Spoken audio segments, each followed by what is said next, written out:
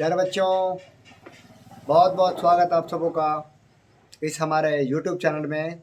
और आज आप सभी पढ़ेंगे कर्मवीर कथा। कहते हैं ना कि मेहनत इतनी खामोशी से करो कि सफलता शोर मचा दे। मेहनत इतनी खामोशी से करो कि सफलता शोर मचा दे।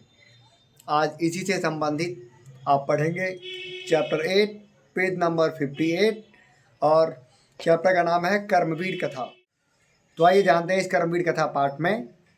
यह जो कर्मवीर कथा पाठ है, इस पाठ में दलित ग्रामवासी पुरुष की कहानी दी गई है। और यहाँ जो कर्मवीर व्यक्ति है, कर्मवीर का मतलब ये होता है जो कर्म में वीर हो, काम करने में जो दक्ष हो, उसे कहते हैं कर्मवीर। कर्मवीर व्यक्ति अपने उत्साह के द्वारा विद्या को प्राप्त करके महान पद को प्राप्त करता और समाज में सभी जगह आदर का पात्र बनता है। इस कथा का मूल रहस्य ये है, इस कथा का उद्देश्य ये है कि व्यक्ति को जीवन में कभी निराश नहीं होना चाहिए, बल्कि उत्साह के द्वारा उसे सभी कार्य को करना चाहिए। आइए जानते हैं इस कथा को। प्यारे बच्चों, बिहार राज्य में दुर्गम क्षेत्र में भिखनटोला नाम का एक गांव है और उस भिखनटोला नामक गांव में बहुत ही गरीब, निर्धन, दरिद्र लोग रहा करते थे, जो शिक्षा से बिल्कुल विहीन थे और कठिनाई से जीवन जीने वाले लोग थे। उन सबों में ही उस गांव में जो भी बहुत गरीब थे, शिक्षा से विहीन और कठिनाई से जीवन जीने वाले लोग थे, उन सबों में एक आदमी का परिवार गांव से बाहर एक कुटिया में निवास करता था। जैसा कि आप देखते होंगे गांव में, जैसे गांव की सीमा पर या तो मान लीजिए कोई पासवान जी की टोली बसती है या फिर कोई सहनी टोली, या इस तरह से माने और भी समाज के वैसे वंचित वर्ग, शोषित वर्ग, दलित वर्ग या बहुत गरीब किस्म के जो लोग हैं, वे सब के सब गांव के अंतिम छोर पर कहीं अलग थलग उनकी बस्ती निवास करती है। तो इस पाठ में ऐसा ही बताया गया कि गांव में जितने सारे लोग निर्धन लोग रहते थे, कठिनाई से जीवन जीने वाले लोग रहते थे और गरीब लोग रहा करते थे, उन्हीं सबों में से एक आदमी का परिवार उस गांव से बाहर एक कुटिया में निवास करता था। हर कुटिया जो थी वो काफ़ी जीर्ण शीर्ण थी, टूटी फूटी कुटिया थी। और उस कुटिया में रहने वाले जो लोग थे, उनकी रक्षा सिर्फ और सिर्फ धूप से ही होती थी। बारिश से उनकी रक्षा नहीं हो पाती थी। बारिश के दिनों में उनके घर में बाढ़ सा आ जाता था और उस परिवार में घर का मालिक, उनकी एक छोटी बेटी और उनकी पत्नी और उनका एक बेटा, यानी परिवार में कुल 4 सदस्य रहते थे। घर का स्वामी, उनकी पत्नी, उनका एक बेटा और एक छोटी बेटी, ये 4 जन घर में निवास करते थे। बताते चलें कि उस गांव से 1 कोस की दूरी पर प्राथमिक विद्यालय स्थापित था, जो सरकार के द्वारा स्थापित किया गया था। वो सरकारी विद्यालय था, प्राथमिक विद्यालय, जहां क्लास 1 से 5 तक की पढ़ाई होती है। वहीं एक नवीन दृष्टि संपन्न, एक नए विचारधारा के शिक्षक, सामाजिक विचारधारा के एक शिक्षक का आगमन हुआ था और वे भिखनटोला गांव घूमने के लिए गए थे और उस क्रम में उन्होंने देखा कि एक बालक खेलने में रत है, लीन है। और उस खेलते हुए बालक को देखकर वे जो शिक्षक थे, उसके सहज आकर्षक स्वभाव से काफ़ी अभिभूत हो गए। और जो वह शिक्षक थे, उन्होंने क्या किया, उस बालक को लेकर के विद्यालय आ गए और विद्यालय आकर के उन्होंने उस बच्चे को खुद ही पढ़ाना आरंभ कर दिया, खुद से उसे पढ़ाना आरंभ कर दिया। और बच्चा भी जो था वो अपने गुरुजी की शिक्षण शैली से काफ़ी प्रभावित हुआ, क्योंकि पढ़ाई में ये बड़ी मायने रखता है कि टीचर के टीचिंग स्टाइल कैसे हैं। बच्चे पढ़ाई में रुचि नहीं लेते, इसके पीछे शिक्षक भी जिम्मेवार होते हैं। तो बच्चा जो था वो अपने शिक्षक के शिक्षण शैली से भी बड़ा आकृष्ट हुआ, प्रभावित हुआ और उसने शिक्षा कर्म ही जिंदगी है हमारी, शिक्षा ही हमारी गति है, ऐसा मान करके वह निरंतर अपनी पढ़ाई में लीन हो गया।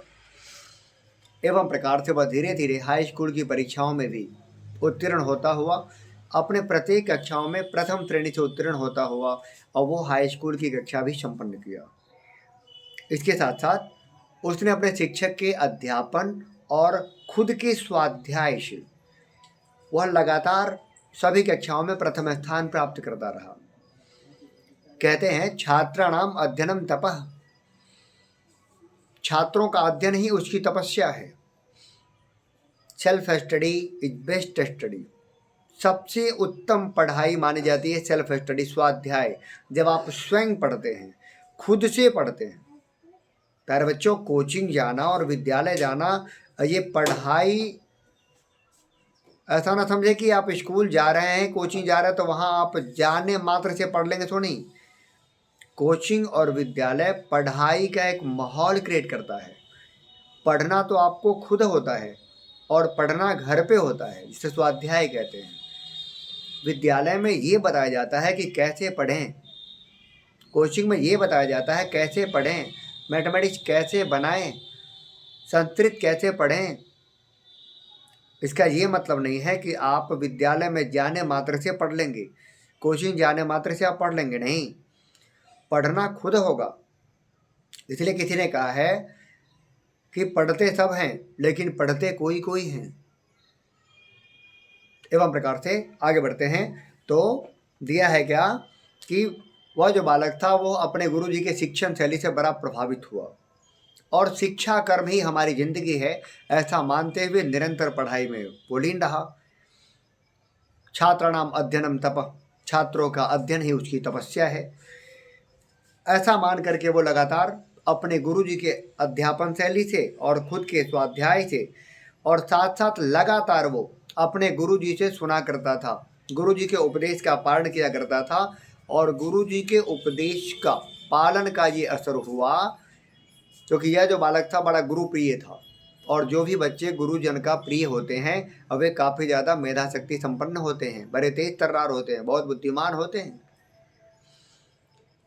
तो यह बालक पितृर्थाभावे अपने पिताजी के अर्थ के अभाव में भी, ये बहुत गरीब परिवार से थे, इनके पिताजी भी बहुत गरीब थे, अर्थ जुटाने पा रहे थे, पैसा नहीं जुटा पा रहे थे। तो अपने पिताजी के अर्थ के अभाव में भी वो छात्रवृत्ति को प्राप्त करके, क्योंकि पता है आपको कि सरकार समय समय पर छात्रवृत्ति योजना लाती रहती है। जैसे आप में से भी जो बच्चे बहुत अच्छी श्रेणी से यदि मैट्रिकुलेशन पास कर जाते हैं तो सरकार आपको आपके प्राप्तांक के अनुसार आपको कुछ ना कुछ छात्रवृत्ति देती है आगे पढ़ने के लिए।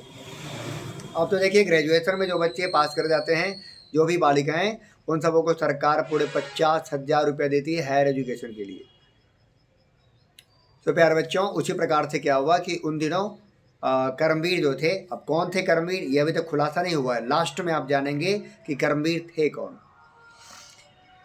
तो वे अपने पिताजी के अर्थ के अभाव में भी छात्रवृत्ति को प्राप्त करके और छोटे छोटे बच्चों को पढ़ा करके, क्योंकि इस बात को हमेशा ध्यान देना है, गरीबी में जन्म लेना गुनाह नहीं है, लेकिन गरीबी में मर जाना ये बहुत बड़ा गुनाह है। महानता आपकी तब है जब आप गरीबी में जन्म लें, लेकिन अपनी साहस, अपनी परिश्रम, अपनी बदौलत गरीबी को चीरते हुए आप अमीरी में प्रवेश करें। ये आपकी बड़प्पन होनी चाहिए और यही आपकी क्षमता होना चाहिए।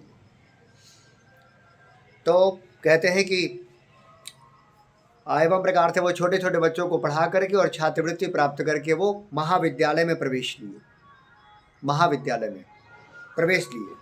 वहाँ भी वो गुरुजनों का प्रिय रहकर और लगातार लाइब्रेरी में जाकर, पुस्तकालय में जाकर अपने वर्ग की पुस्तकों को पढ़ा करते थे और सावधान होकर के बिना समय को गंवाए एकदम एकाग्रचित्त होकर के वे अपनी पढ़ाई में लीन रहते थे।